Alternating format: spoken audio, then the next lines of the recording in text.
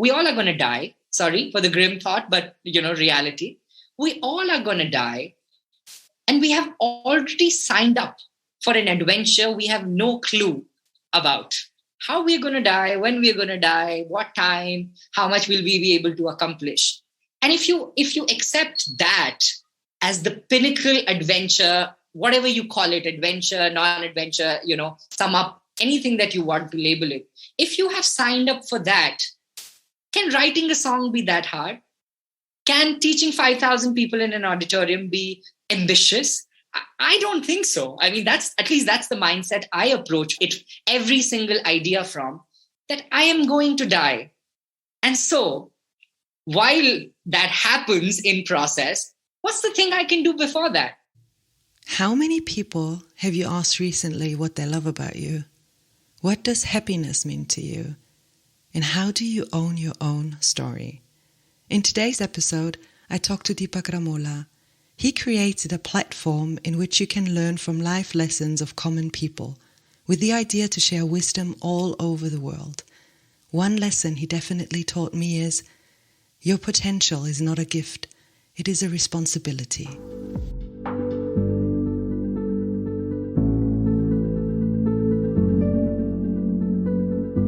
This podcast brings you stories from and about people who stepped into the unknown, stories about fear, uncertainty, the illusion of security, or, I don't know, let's see what it will be about.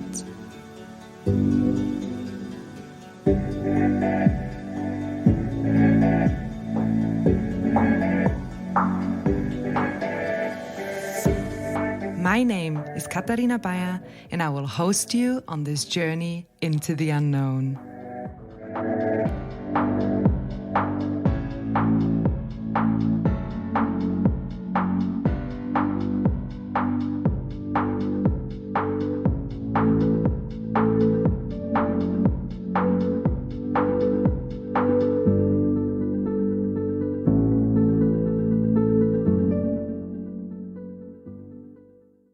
Deepak, you're 29 years old, and reading about your life is like reading a book of success.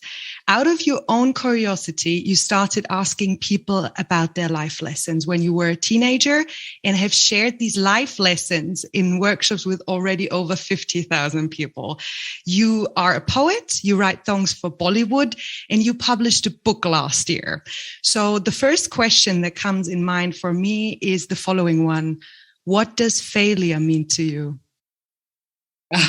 Thank you so much, Katharina, for having me and for that bombshell of a question to start this conversation with. Failure, to me, is not the substitute or the absence of success. A lot of times people, as you said, right, my life looks like a book of success, but that never really takes away from the fact that failure exists through and through. People think happiness is the presence of joy and the lack of sadness. But really, true happiness is the existence of joy amidst sadness. And that's pretty much the premise that I have as an answer for what does failure look like. It looks like the contrast to success. And that gives you the definition, that gives you the understanding of, the direction one takes. I have had an amazing series of failures. And here's how I see them differently. I see them from the perspective of glory. Is a success glory? Is a failure glorious? Or is it drabby? If it's a drabby failure, I'm not interested. I love to fail. But the only condition is it has to be a glorious failure. And what I mean by glorious is that I have to walk away feeling that this was worth the try, or I have learned so much that I will not draw the sketch of regret anywhere close to this failure. And so that's why you see my work of collecting human wisdom, writing songs, poetry, book. I am constantly actually aiming to fail, and in the process succeeding, because I do not risk it because there are things at stake. I risk it because there are things to learn. So for me, failure is a perfect contrast to success. Is a means to trying new things. Is that a long, windy answer to your question? That is an answer to my question, but that gives me the idea of if you really fail successful in glory with glory, then I guess you would describe yourself as very successful, right? Absolutely. And, because we're on the topic of success and failure, I must tell you, interestingly, I mentioned this in my book, 50 Toughest Questions of Life. I grew up in a small middle-class family in a small city. And when I was in grade 11, the sophomore year, in the summer vacations, there is a trend in a small city, in a middle-class house in India, that you're expected to participate in an English coaching because you're expected to know the language better. And I spoke fairly good English because I was a debater in school. My sister, however, had, trouble with her sentence framing and her grammar. So I accompanied her to an interview where the person who was running the English Coaching Institute, in the interview would ask, "Are you successful?" I was in grade 11 and just gave the interview for kicks. I thought, I'm here, might as well, right? Let's see what questions he asked. And he asked me, "Are you successful?" I was 16 years old. And I said, yes. I hadn't written the book. I hadn't traveled the world. I hadn't done whatever I have done now, which has become sort of a measuring scale to my success. And so I now look back often, when I'm on a flight, and I try to think, why did I say yes then? And I said yes because that's how I define success. I define success as being able to wake up and see another sunrise. And everything else was, either a good failure or a glorious failure or, success that was evolving. And so it's very interesting. My definition of success has sort of swayed in the same bracket since that interview in grade 11. I sometimes find that life teaches us the lessons we need to learn anyhow. So I was one of these persons who was always running away when there were difficult times. And in the end, the lesson anyhow got me, even if I was on the other side of the world. You created Project Fuel. And before we dive a bit deeper into what you do with Project Fuel, I wanted to ask you if you share with us the role of your mother playing in you becoming an educator. Yes.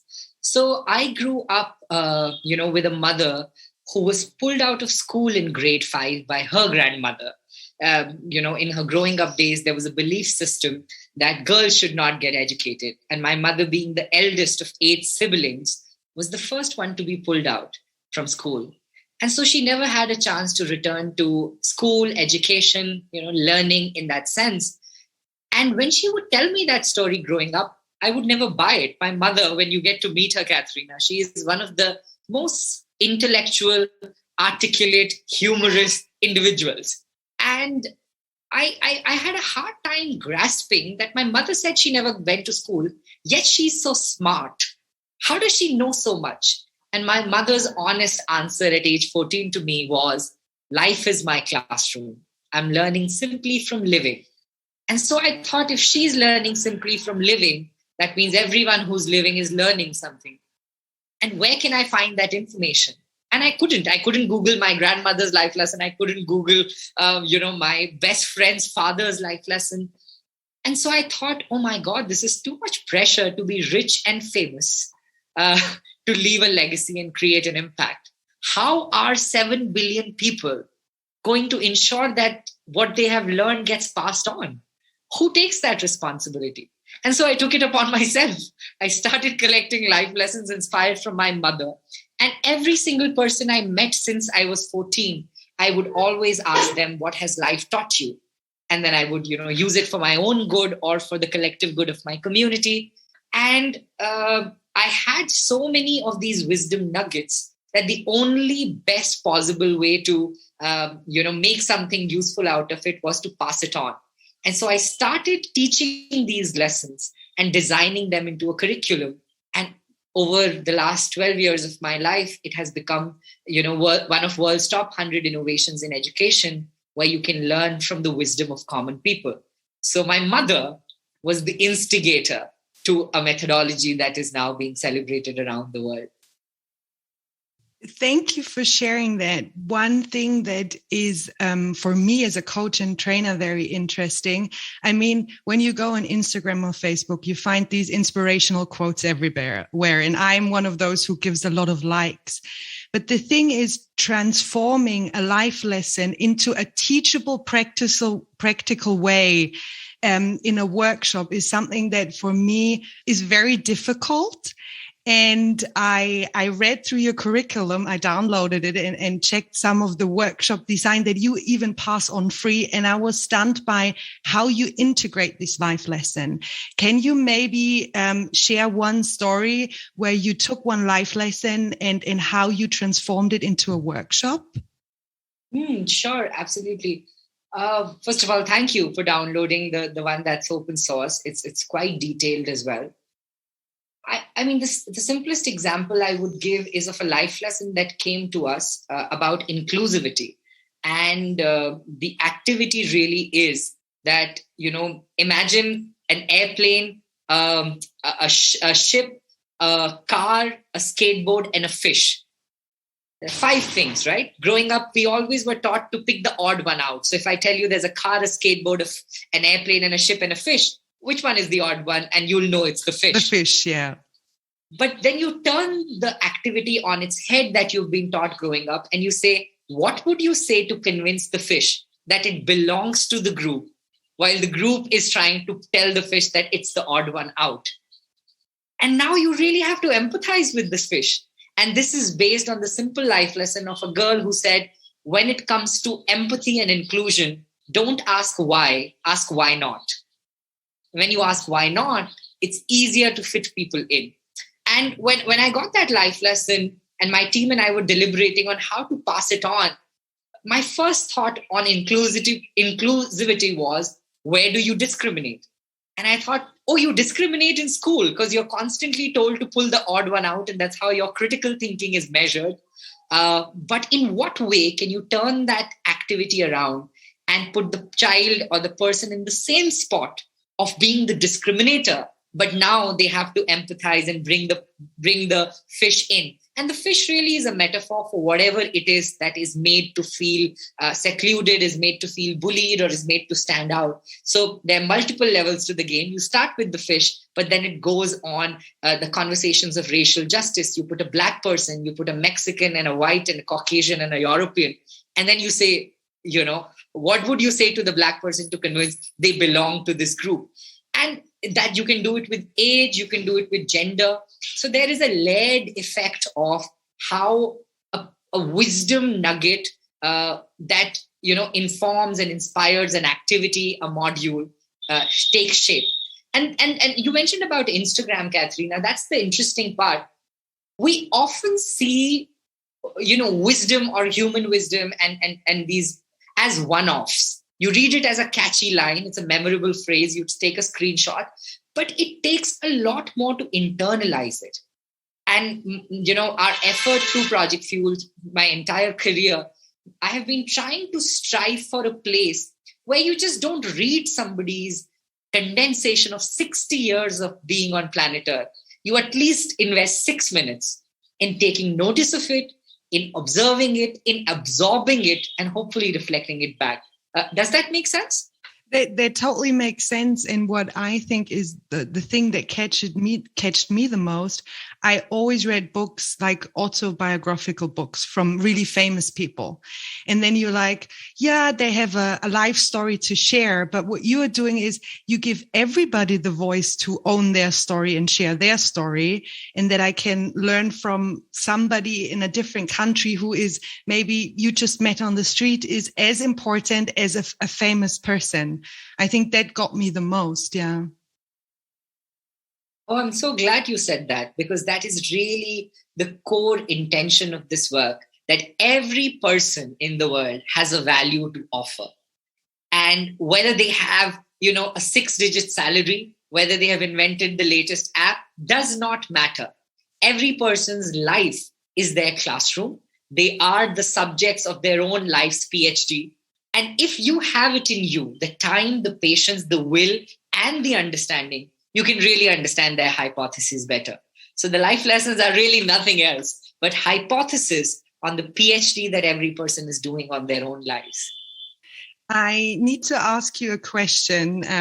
I know it sounds maybe a bit strange, but it's something that was bothering me for the last 10 or 15 years. So you're 29 now and you educate people, and you educate, people who are double your age and in group sizes that I cannot even imagine. Have you ever been afraid of that? You ask yourself, am I old enough? Do I have enough knowledge to do that with my age? Oh, yes, absolutely. In fact, when I started at 17. I looked 14 and I sounded 12. And, and I was teaching a subject as complex and as riddled with, non-empirical research like human wisdom. It has been wisdom has been in the domain of philosophy and religion for the longest time in human history. It's very recently that you have neuroscientists and psychologists trying to understand wisdom. And so when I started at 17 and looked a certain age and sounded a certain age, nobody took me seriously. To be very honest with you, I never doubted my own self, but the people around me were in constant doubt of giving me the opportunity because I wasn't a 50-year-old person with gray hair talking about these life lessons. And that is where my work, I remember, became more important and imperative. I thought, I couldn't care less about what that opinion is. I still have to show up. I still have to send 200 emails every month and get an opportunity to speak to students, because conventionally, you always receive this wisdom from somebody who's older. And there is no science that proves that wisdom comes with age. We say that all the time. But, as Oscar Wilde beautifully said, wisdom comes with age, but sometimes comes only age. And so you have to be more cautious. And more importantly, Katharina, when I was growing up, I didn't have accessible role models. Everybody who was a guest lecturer in our school or in our university were people thrice our age. There was hardly anything to relate with. I wanted to be the accessible person in the classroom who could tell you, I know you're 14, but you know very well what it means to be 14 and what life at 14 is teaching you. Don't wait until you're 55 or 42 or hitting a midlife crisis to sit and reflect what your teenage self would have wanted out of you for your 40-year-old self. And so age was a big,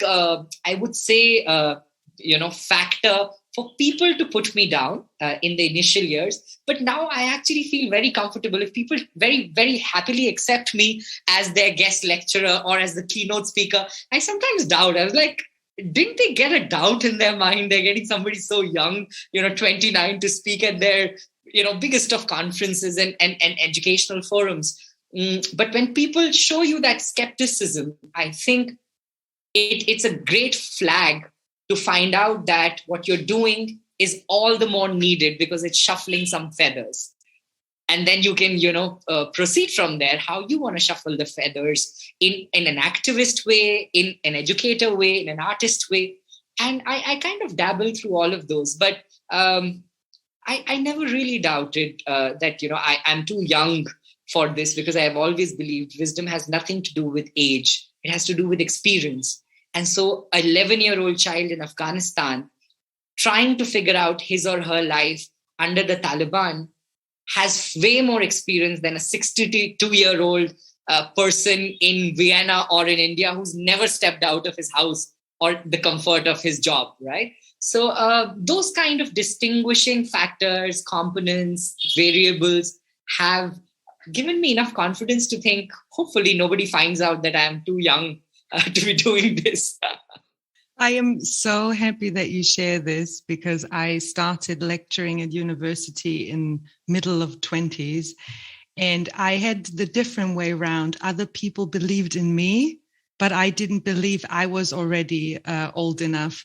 And now following a lot of young people that are so inspirational actually gave me the thing like, okay, wisdom can also be just wisdom from one field. It doesn't mean that you are already a wise person, but you're an expert for one field. So thanks for sharing this. That does something with me. Thank you. we already touched Instagram a bit, but recently you posted a question on Instagram, and I will ask you this question you asked your followers now. The question is, what would I learn about you if I had the opportunity to speak to someone who disliked you? Wow. Yeah, that is a question I thought a lot about before it got posted. I think this is the interesting part. When you would meet somebody who probably disliked me, they would tell you, I talk a lot. And I am, I talk a lot, but I dream a lot too. And sometimes that becomes a lot for people to catch up with. I'm a high maintenance person, as I would say, because I really think at the speed of light. I'm constantly observing, absorbing, taking note of things, thinking how to do it. And I think that is something that people would point out that, oh my God, he's like a machine gun of ideas. He needs to calm down. The other thing I think if somebody who disliked me would say is that I'm very emotional, very, very vested in people. Even people I don't care about, or not to care about, but even people I don't know personally. I sometimes, Katharina, sit and weep for young children in Taliban who are, under the Taliban studying in Afghanistan. I sometimes think and almost get teary-eyed thinking about a woman in the mountains of Uttarakhand where I live who has just, gone to the forest and it has started to rain hailstorm. And she has to find her way back from the forest with, a heap of grass for the buffaloes and, an entire bundle of firewood, and has to decide to walk that entire path alone at 7:00 in the night with no electricity in the region. I think about people like that. I mean, sounds a little crazy, but I'm so emotionally vested at people I haven't even met, in scenarios that I read about or have met, and they have never left me.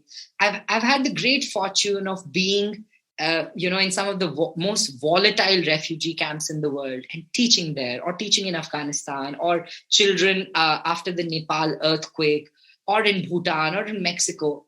And I have really seen life up close and personal. My friends in Syria, my friends in Eritrea, trying to smuggle into the UK, through the border trucks in Calais, France. I think about them often.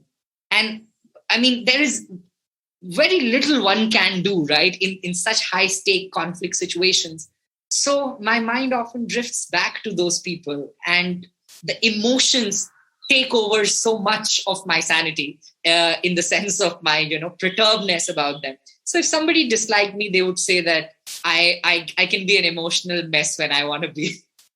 When I hear you speaking about this, it sounds like it doesn't drag you down, but it gives you energy to actually do something with what you can do from India, or with the life lessons that you share. Because I also get very emotional attached, but sometimes it just drags me down and I don't have the energy to do anything anymore. That has changed over time. If I can confess, in the initial years, I would teach in a classroom or do an interview and break down in the middle of the interview. Now I have the permission to myself that I can cry, but at my hotel room, not in front of the person. That's how I can distinguish. Because if you overpower the story you are trying to tell as an interviewer, or as a person who is an educator or the narrator, then you're not doing justice to the space that story needs, or that life lesson needs. So over time, I have trained myself to not let my dominant emotion dominate the story that I am hearing, but find another space, another corner to process it. And that has changed over time. 12 years is a fairly long time to understand how you want to respond to every single life lesson, every single story that comes in.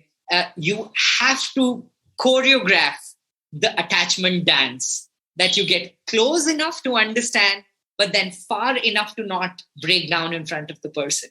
And some days you dance well and some days you lose the beat.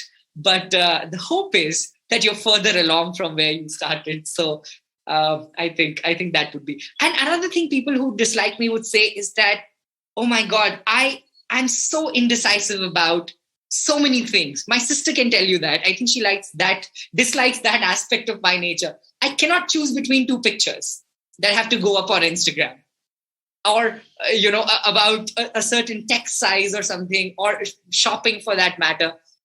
I can be finicky. Or you got to meet my parents. They probably will fill you in on enough things that can be said.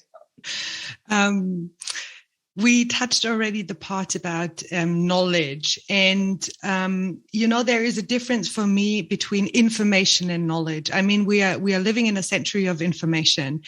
But having really knowledge is, for me, this integrated information that you make practical. So what is your take on that? Because you not only try to give information, but as I understood, you want to pass on knowledge. So how do you see the difference? Information is data. Knowing, memorizing, theorizing the data is knowledge.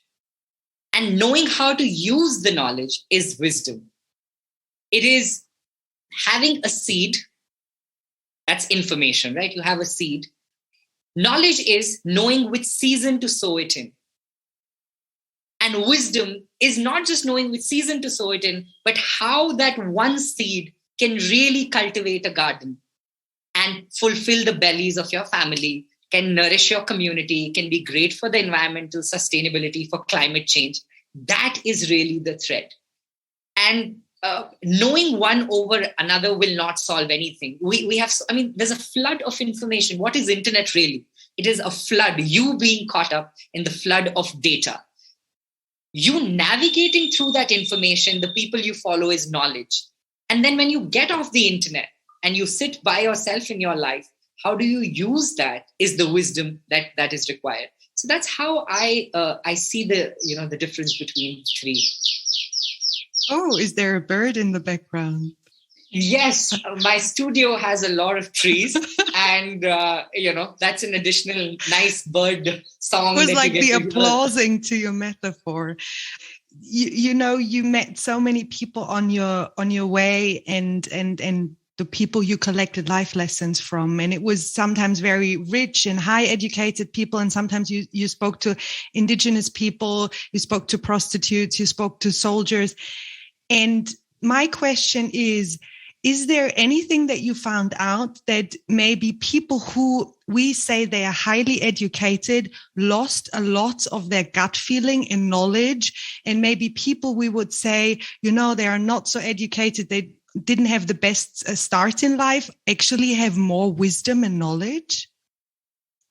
Absolutely. The difference between literacy and educated are two different things.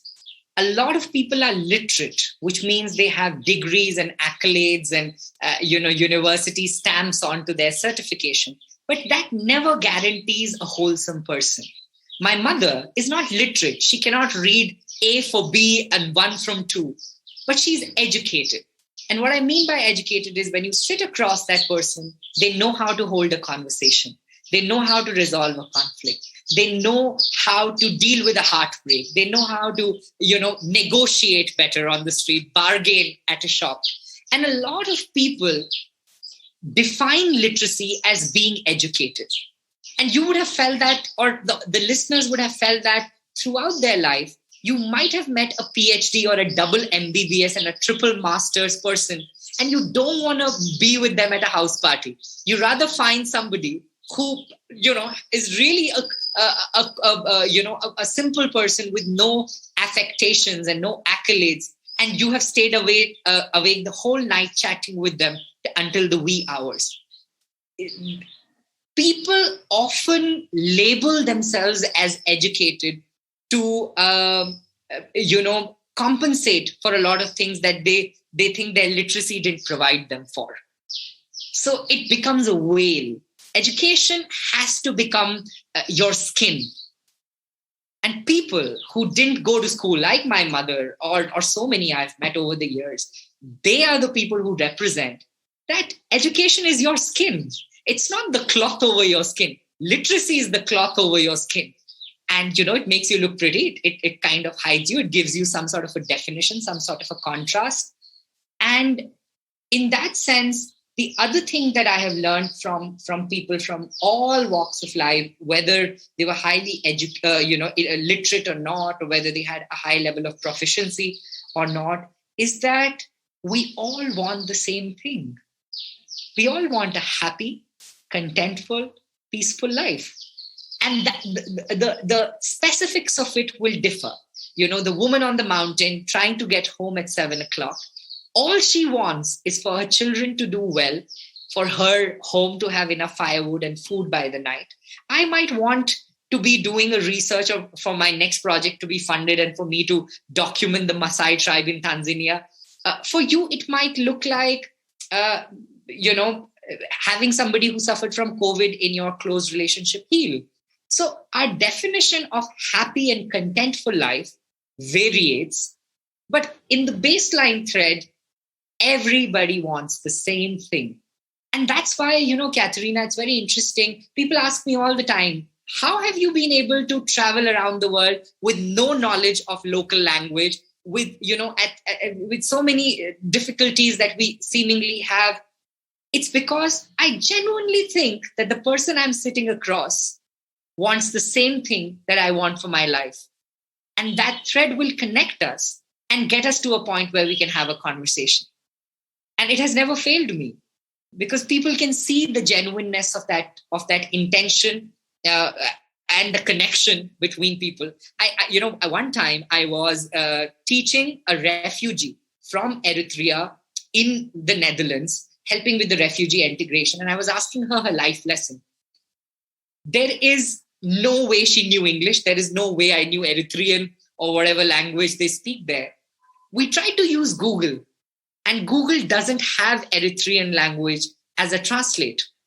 So after struggling for 45 minutes, you know what we decided? We decided to draw our stories on a paper and show it to literally the medieval way of doing things. We drew what cavemen would have called cave paintings of our lives, where we study what our lessons are, what our parents are, what our families look like. And we had a 1.5 hour conversation just by drawing. And that's what I have truly taken away from such experiences, that people want the same thing. And if you can convince them that you are invested in knowing how familiar or unfamiliar that same thing looks like, their definition of happiness looks like, and that you will be respectful if it looks very different from you. We talk about spirituality and materialism in today's world. And I meet a lot of my friends. I write songs for the Hindi cinema. I meet some of the glitterati and the biggest of stars. They want another bungalow. They want the next fancy car. And so if I go there with my life lesson and say, you should not have a car, one car is way too enough, what I am not having is the respect and the space for their definition of happiness. And that becomes a conflicting point for many places.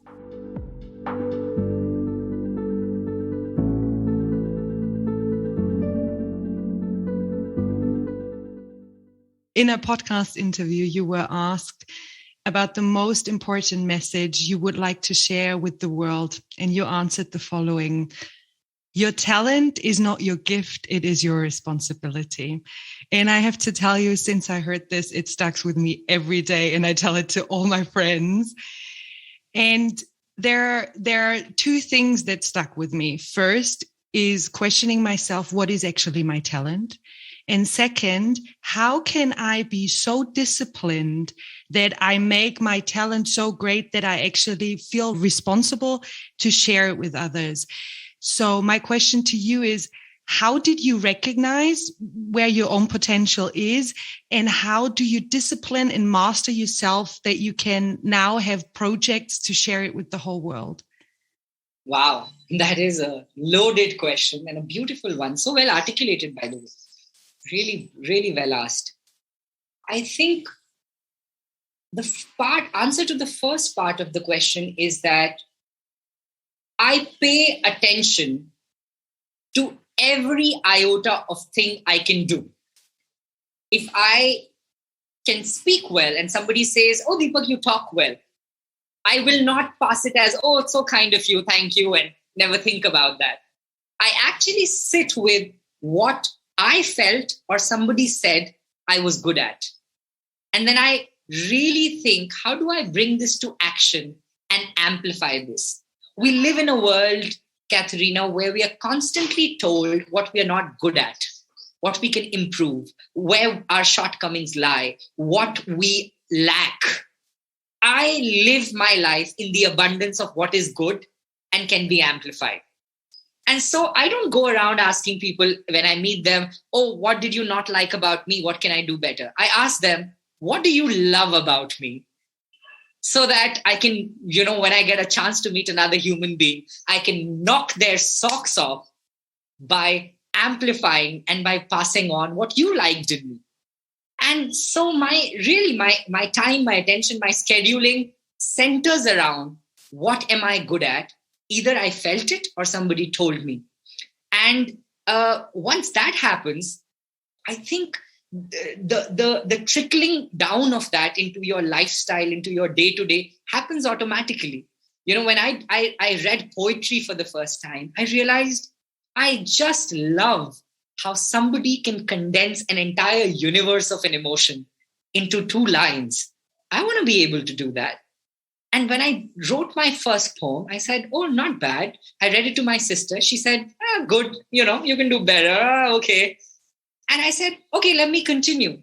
And so the other notion that I think people don't really take their talent as their gift, as their responsibility, and mostly as their gift, because they realize the responsibility has to be one. And the gifts can be many, because they can be your hobby and they can be your dilly-dally, tippy-toe, fun things to do. And that happens because we are taught from a young age, don't be a jack of all trades, be a master of one. Mm-hmm. Have you heard that phrase? Mm-hmm. Be a master of one, not a jack of all trades. It has damaged more careers in the world, more multi-potentialites than anything else. Because you're told that your calling is this one central thing. And if you don't get to it, you have failed miserably. Mm. Whereas I have come to believe that, hey, if you don't mind being Jack, you're never going to be made to feel reduced by it. And all I want to be is Jack, because, the Katharina, the original saying was Jack of all trades, master of none, yet better than just knowing one. That was the full saying. That, hey, somebody who's versatile is so much better than somebody who just knows one thing. But we never really, in literature, carry forwarded the second part of that proverb or that saying. And when I discovered it, I was like, oh my God, this makes so much sense. And that's what I do. We all are going to die. Sorry for the grim thought, but, reality. We all are going to die. And we have already signed up for an adventure we have no clue about. How we're going to die, when we're going to die, what time, how much will we be able to accomplish. And if you accept that as the pinnacle adventure, whatever you call it, adventure, non-adventure, sum up anything that you want to label it. If you have signed up for that, can writing a song be that hard? Can teaching 5,000 people in an auditorium be ambitious? Can, painting a village be ridiculous? I don't think so. I mean, that's the mindset I approach it every single idea from, that I am going to die. And so while that happens in process, what's the thing I can do before that? And maybe it is singing. I've been trying to find a teacher for my vocals for the last 1 month and a half, because I travel so much. Nobody's really to dedicate that amount of time. But I want to learn to sing. And my friends were saying to me last Saturday, now what do you have to sing for? You already do like 8 jobs. And I'm like, it's not for the job. It's for the joy of doing it. And I know I'll do it enough, and probably I'll do it professionally as well at some stage in my life. But that's not where I start from. Most people start from that place. How does this pay you? I do it so much that it pays automatically, because when you do something enough, you get recognized, you build a brand around it. So my poetry, my writing, my teaching, my running Project Fuel as a founder, I don't see them as different things. I see this as a constellation. And one star shines brighter on a night than another. And you switch from wherever you're standing, you switch your gaze to that. Beautifully said. Two things that I definitely will take out of this. First, I will be far more adventurous and curious, because I know that my parents always said I was this wild, curious girl when I was little. I will be again. And the second one is I will ask more people, what do you love about me? I just love it. I will do this. Yes. And I mean, thank you for saying that, because as I was saying, we don't ask enough people what is awesome about us. And you see, love is a jargon. It's a language encrypted and hidden behind perceptions and prejudices, expectations and excruciating pain. It is hopeful and haunting and all of those things. And only, in the becoming comfortable with the patter and in the attempting of its, pathos, do we really come to understand what we mean to someone? Or what does someone else mean to us? How much do we matter? How much they matter to us? And language is of essence, and yet so inconsequential in it. So I think when we take that attempt of asking people in many ways, what do I mean to you? We're also, in a way, getting ourselves to answer the question, this is how I can feel more loved. And that's another thing we don't inquire. How can I feel more loved in life? People are always taking a guessing game. I mean, birthdays are the worst, right? Everybody's deciding what to gift you. But you call up 5 people that you think and they're going to gift you, and tell them what you really want. And it'll make their life easy or your life easy. Not to remove the element of surprise, but to encourage the exercise of being more firm and being more attemptful in the alignment of what you want. I mean, isn't it respectful to tell the people what you want from them? I mean, then they can make it happen, right? Yes. I have to think about your mother again. Sorry, but once I heard you saying that a life lesson you learned from your mom is you have to define who you are by yourself first before you allow others to define it. And what you were saying right now is this: how much validation and attention and recognition do I need from the outside world? And for me, and please tell me if this is not true, but for me, it sounds when I hear you say that you don't need a lot of recognition, but you found yourself and who you are for yourself, and this is enough. So you just do what you love. You're very curious, and this is the way how you inspire others. Is this correct? Or is there also a Deepak that has self-doubts? Oh my God, so much. A Deepak without self-doubt is, oh my God, I think it's non-existence. A fool with extreme clarity, despite his ignorance, will win over a person who's unclear about their rationale. So I am the fool with extreme, clarity, despite my ignorance, I would say. Highly ignorant in many things.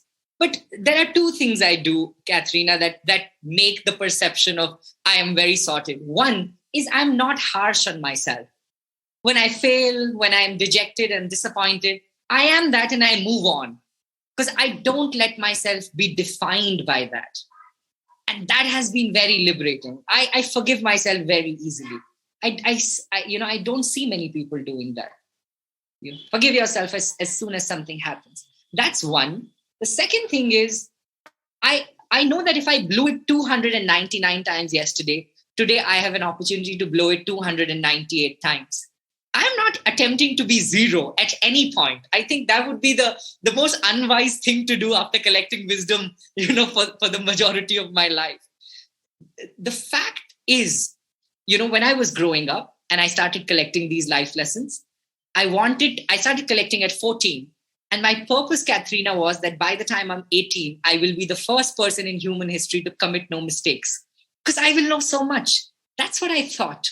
When I got to 18, I realized learning from other people's knowledge, wisdom, does not mean that you will not commit any mistakes, but that you will not commit the same mistakes.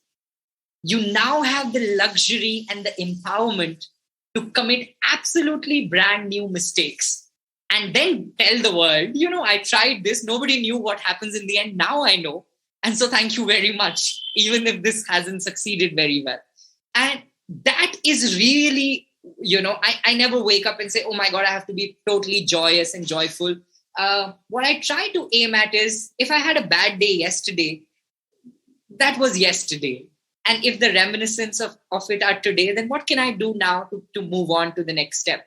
But yeah, so much of disappointment and dejection. I mean, COVID, right? So much of grief and loss. It's hard to stay unharmed. But what I'm not doing is trying to scratch my wounds. I'm trying to let them heal. And that's another thing that happens, when I overthink. Maybe this is a trade secret that might be useful to you or anybody listening. When I overthink or I start to overthink, I catch myself thinking. And what I mean by that is, if your first thought is, as it is today, I see clouds. My next thought would be, it's going to rain. My third thought is, after this conversation with Katharina, I was supposed to go somewhere. And if it rains, I will not be able to go. My fourth thought is going to be, oh my God, this is going to end up on my weekend list. My sixth thought is going to be, I never finish my things on time. By the time on my 15th thought, I will feel like shit because I will feel like I am never productive. I'm never disciplined. By the 25th thought, in an hour, I will, would have bruised myself with overthinking. And so what I try to do, Katharina, is I try to catch myself on the sixth thought. And when I'm thinking, oh my God, I have to go and I will get drenched or I will not go at all, I say, all right, when it rains, think about it then. It's just the clouds right now. Oh my God, it saves so much time and so much of mental bandwidth to things. So that's my hack at seemingly feeling hopeful all the time. That's brilliant. Not just because you are an Indian person, but do you believe in karma? Very strongly. Very, very strongly. And not just karma that is deposited into a future repository of your next life or being taken away from the treasure chest of your past life, but karma here and now. It's science. Yeah? Every action has an reaction to it. What is that reaction? And karma is also consequence, not just negative, but even positive. And so when you start to evaluate your actions on the beam balance of consequence, you can take better informed decisions. That's really how I see karma. Okay, I am choosing to do this. How does it impact my family, the community, the world at large? That's my filter. I never ask myself, oh my God, as a Hindu, how do my gods perceive this action of mine? Or in the next life, will I become a snake or another human being, who's petrified of life? I see it as myself, my family, my community, and the world at large. And the moment I'm able to create the radar around that decision, I am able to, I think, sufficiently take a better decision, if not a successful one, in that instance. And karma is also, something mythologically, if we really say, it is your GPS. It's your moral GPS trying to guide you to the right thing. What is to do? Otherwise, we can live in a very selfish society. We think about the collective good because we have the caveat of karma, and it allows us to think beyond ourselves. So it is also a beautiful GPS that takes you beyond the ego and allows you to be in a state of generous fluidity, or what you call the harmonious flow. if we were to not define whether it's karma or, Zen or Ren, as the Chinese call it, there are different names for it. That check-in, that pause, I see karma as the pause before the drastic step. You take a beat and you say, okay, let me think if this is good enough or not. And that beat helps you create the melody that you want. So that's how I see karma, the rhythm behind the rhythmic decisions. So it's far more in the present and immediate than only going to the future and the next life, right? For me, particularly, yes. I see that as something very present, not something that's future or past related. I have 3 last questions. It's always the same questions. The first one is, what is your biggest fear? My biggest fear is to not be able to impact as many people I hope I can in a single lifetime. My goal of collecting life lessons of every breathing individual, 7 billion people, is an ambitious one. And some days I'm very aware that will never come to be, at least in my lifetime. It will come to be, but, many cycles of generations or people it will take.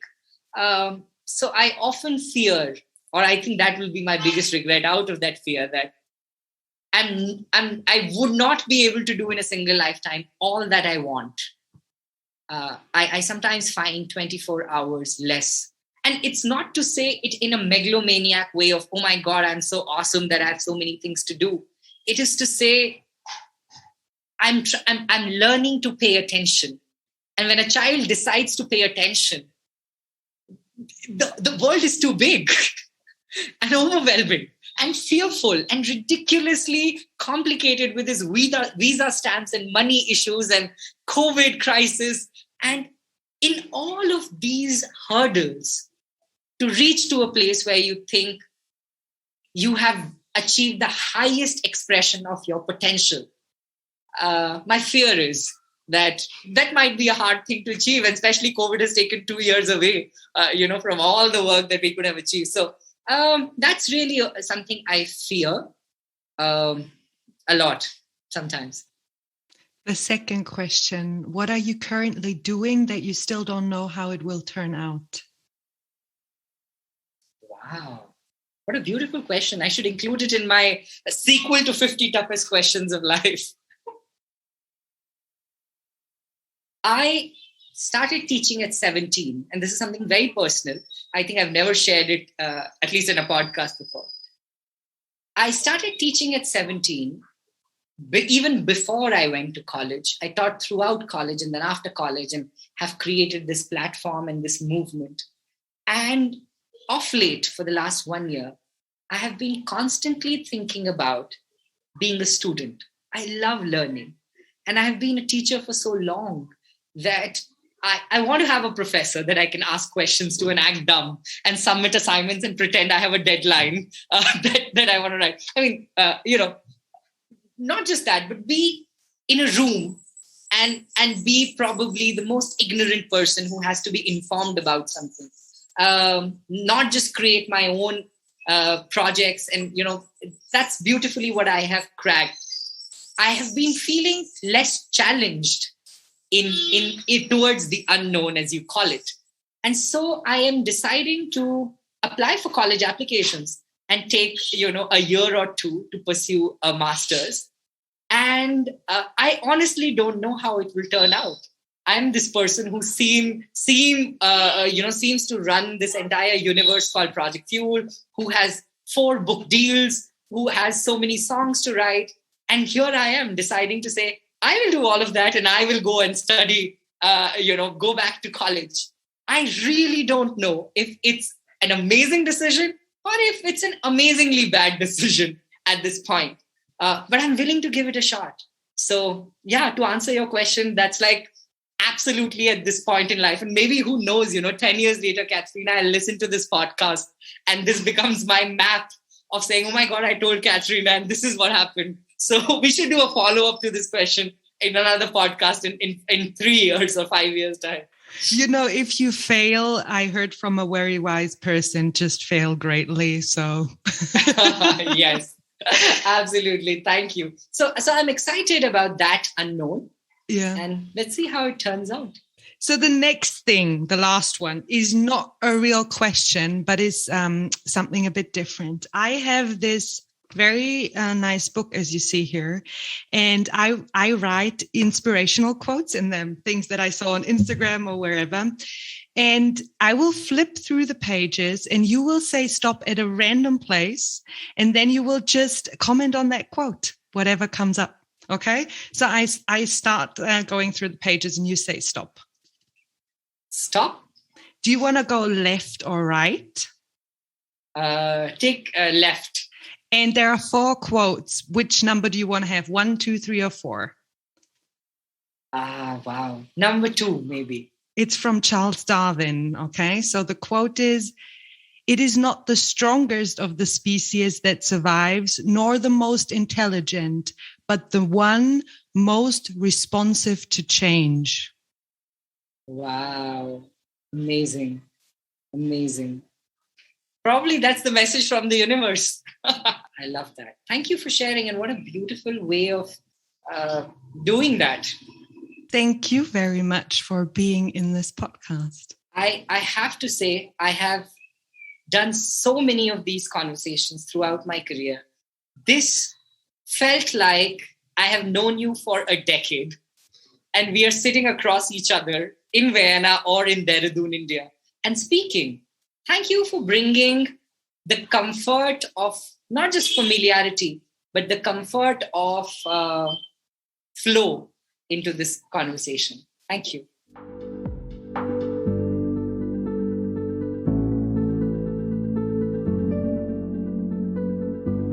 If you like this podcast, please follow me on Facebook at Podcast Into the Unknown or on Instagram into_the_unknown_podcast. You can listen to this podcast on www.intotheunknown.at, Apple Podcasts, Spotify, or wherever you get your podcasts from.